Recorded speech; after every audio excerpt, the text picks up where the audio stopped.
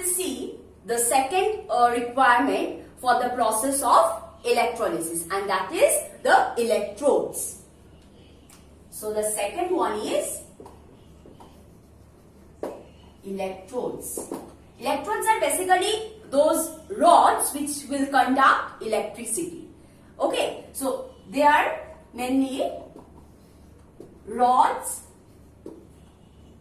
which conduct electricity.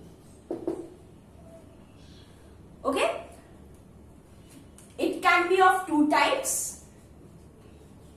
It can be cathode, it can be anode. Now what is these?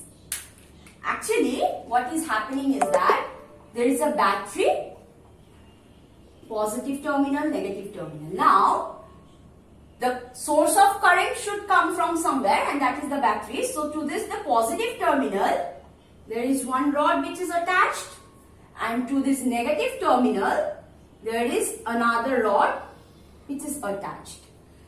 Now the rod which is attached to the positive terminal, this is anode, and the rod which is attached to the negative terminal, that is cathode. So these are the two rods which we term them to be electrodes, and they are cathode attached to the negative terminal of the battery and anode which is attached to the positive terminal of the battery. Now apart from these things, anode can be inert as well as it can be active.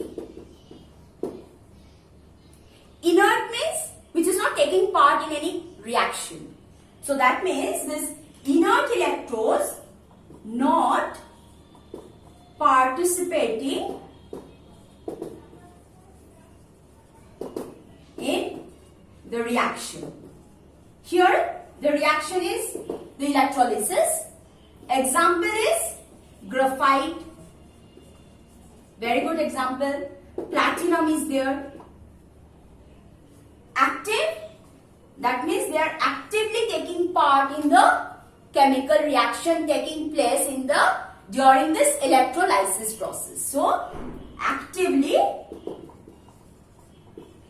taking part in the reaction. Example is any metal electrode, copper electrode, nickel electrode, based on what electrolyte is present. If it is a copper sulfate electrolyte, if the electrolyte or the chemical compound is copper sulfate, so the copper is present, so the metal that this rod will be made up of will be copper. So that copper electrode will take part in the electrolysis process. So these are the two types of electrodes that we can find. And one is another thing, another categorization of electrode is based on the attachment or connection to the two terminals of the battery. If the rod is attached to the negative terminal of the battery, it is cathode. If it is connected to the positive terminal of the battery, it is anode. Now what is happening in cathode? Here cations migrate here. That means this negative terminal is attracting the cation to come here. So cations are migrating towards the cathode due to the attractive forces, and on this side anions migrate. So we can remember the name like this, or we can remember who migrates where. Cation C migrates to cathode C, anion N migrates to anode N.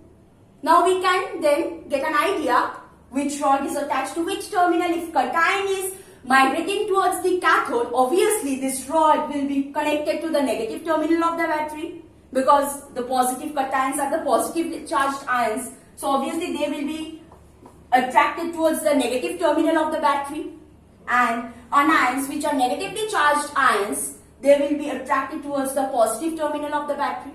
So this is how we can get an idea about the two rods and which ions are migrating to where and which rods are connected to which terminals of the battery. Next, another important thing, that is an electrolytic cell. The next one that is required during this process is the electrolytic cell. Now, this electrolytic cell or the material that this cell will be made up of will depend on the kind of reaction that is taking place. For example, if we melt any compound, suppose I am taking an example of molten lead bromide.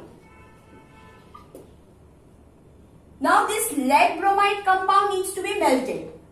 So we need a container in which this melting process will take place. And for that, the container should be made up of such a material whose melting point is higher than these materials, than the lead or bromine, or than this overall solid. Okay, so the melting point of the material out of which the cell is made up of must be higher than the melting point of this solid lead bromide. Otherwise, the material will melt before this melts. Okay, so depending on the different kinds of reaction, the cells are chosen. Now, if I draw the overall arrangement that is taking place, so if this is an electrolytic cell, so this is just a schematic diagram that I am drawing. Here, suppose this is the electrolyte that I have taken. I am hanging the two rods. These are the two rods on both the sides, and these two are connected to the battery, the source of electric current. Now, another thing that is very important is that the electrolyte must be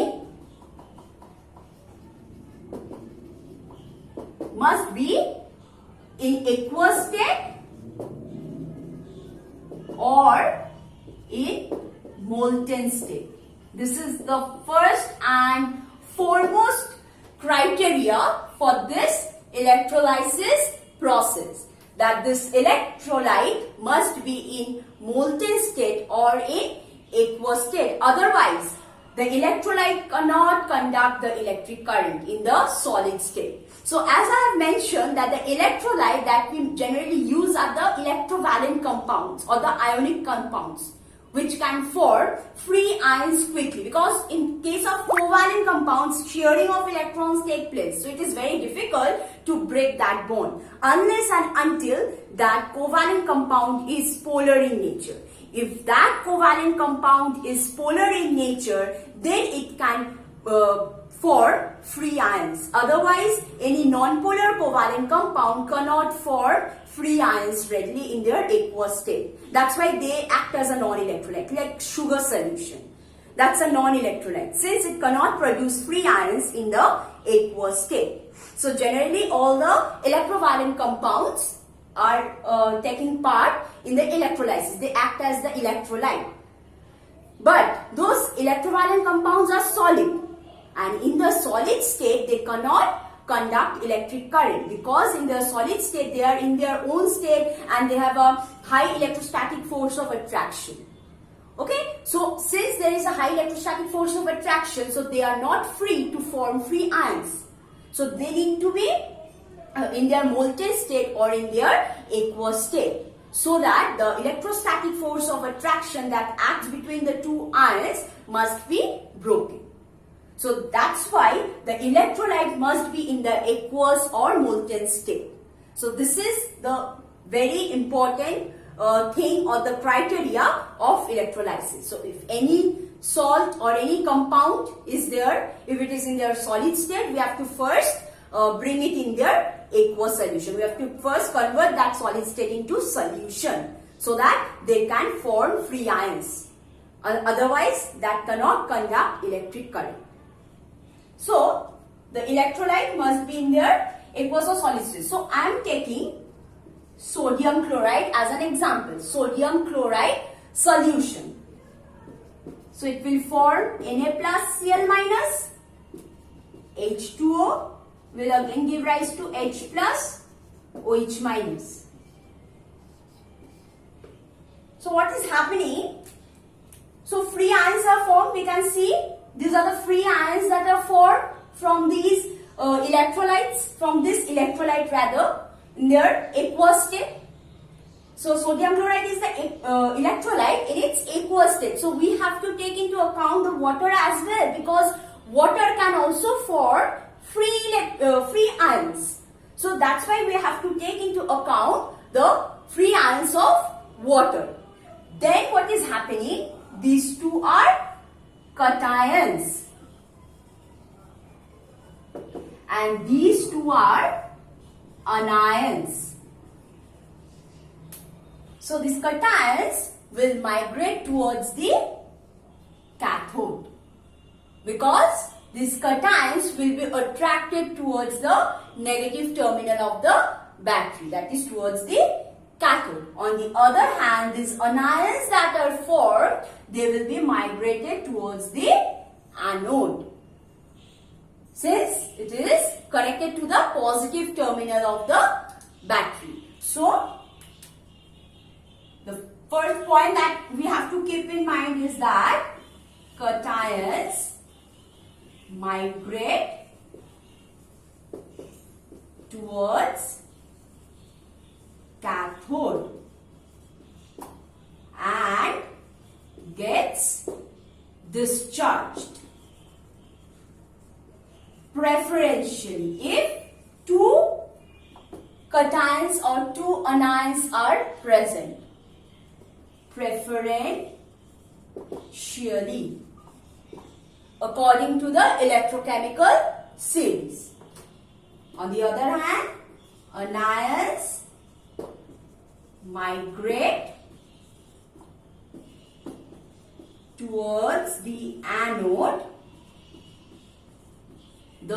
which is connected to the positive terminal of the battery, and gets discharged preferentially. Same here, preferentially, if two anions are present. That means if two cations or two anions are present, then there is an electrochemical series. In that series, the ion which is placed below in the series, that will be discharged or deposited on the corresponding electrode.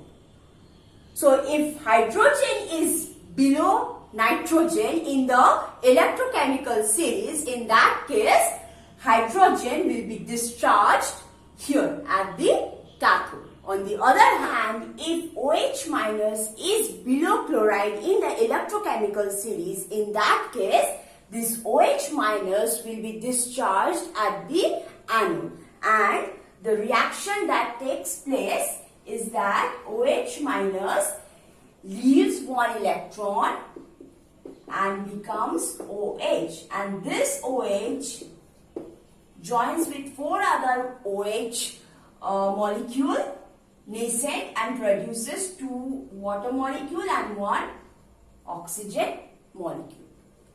So when two cations or two anions are present, in that case we refer to the electrochemical series. The cation which is below in the electrochemical series, that will be discharged at the cathode. On the other hand, the anions which are below in the electrochemical series, that anion will be oxidized and discharged at the anode. So now let's see what happens exactly at the cathode and anode, taking one example.